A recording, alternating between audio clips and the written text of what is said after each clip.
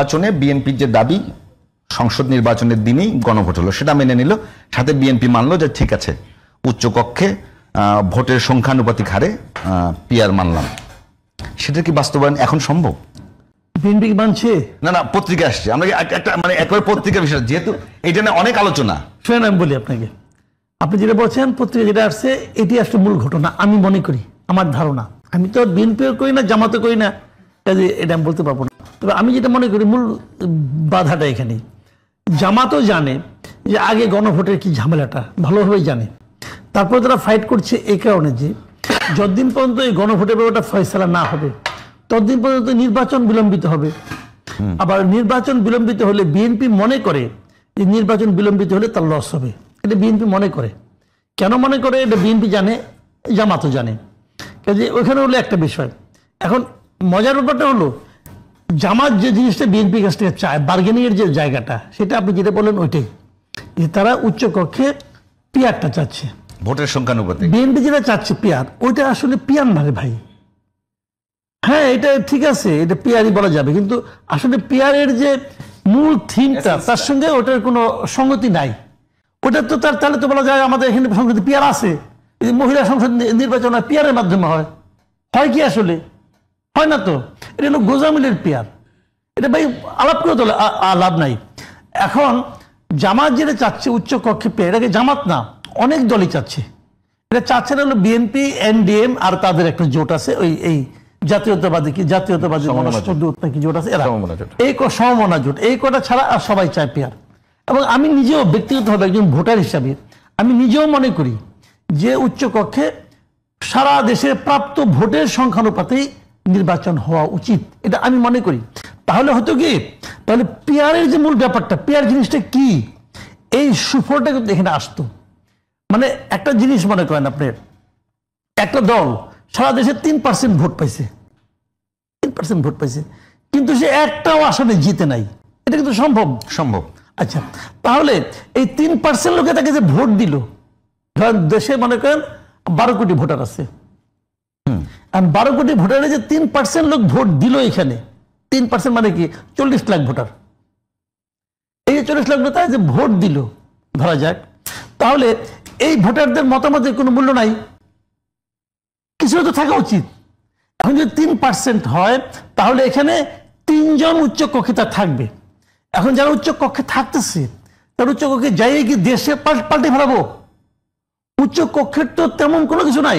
একটা বিল নিম্ন কক্ষ থেকে পাশ হয়ে এখন কি করে কোথায় যায়? রাষ্ট্রপতির কাছে যায়। এই উচ্চ কক্ষ হলে কি হবে? বিলটা উচ্চ কক্ষে যাবে। উচ্চ কক্ষে গেলে উচ্চ কক্ষ কেন? সারা দুনিয়াতে ইন্ডিয়াতে আছে উচ্চ কক্ষ, কিন্তু ওখানে কি করে তারা হলো কি মনে করেন যারা নাকি এমপি যারা ইলেক্টেড হয় তারা তো জনগণের প্রতিনিধি হিসেবে আসে।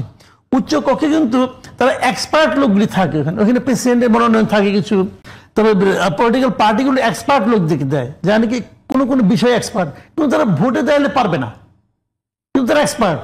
তো এরকম লোককে দেয়, কেউ আইটি এক্সপার্ট, কেউ হয়তো মনে করেন আপনার খাদ্য বিষয়ক এক্সপার্ট, কেউ ওষুধের বিষয়ে এক্সপার্ট, ওই লোকগুলো ওখানে যান।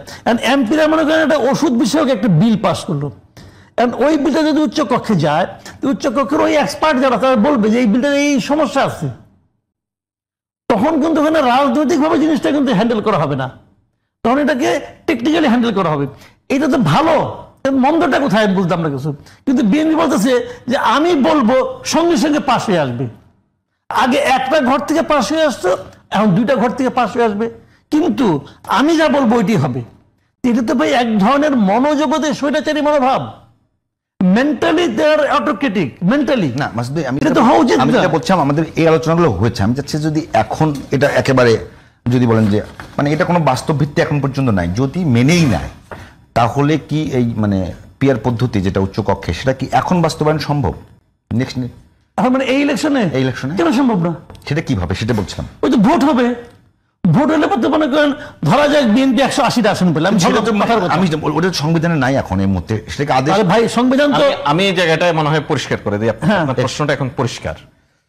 এই জুলাই সনদ বা জুলাই ঐকমত্য কমিশনের যে প্রস্তাব সুপারিশ, সেখানে এটা একদম পরিষ্কার করে বলে দেওয়া আছে যে আগামী সংসদ নির্বাচনের পর এই যে গণভোটে যদি নির্বাচিত হয়, তাহলে যেই সংস্কার প্রস্তাবগুলি সংসদে যাবে সেই সংস্কার প্রস্তাবগুলি একটা সুনির্দিষ্ট সময় বেঁধে দেওয়া হয়েছে, এর মধ্যে শেষ করতে হবে। এই সুনির্দিষ্ট সময়ে অর্থাৎ 270 দিন যেটা প্রস্তাব দেওয়া হয়েছে, এর মধ্যে শেষ হওয়ার পরের 45 দিনের মধ্যে উচ্চ কক্ষের নির্বাচনটা করতে হবে। সুতরাং আগামী নির্বাচনেও যদি আপনার যেটা প্রশ্ন, আগামী নির্বাচনেও যদি আমার আপার হাউসের প্রশ্নটা আসে, পিআর হোক আর পিআর না হোক, যেভাবেই আসে, আপার হাউস সিস্টেমটাকেই তো ইন্ট্রোডিউস করতে হবে।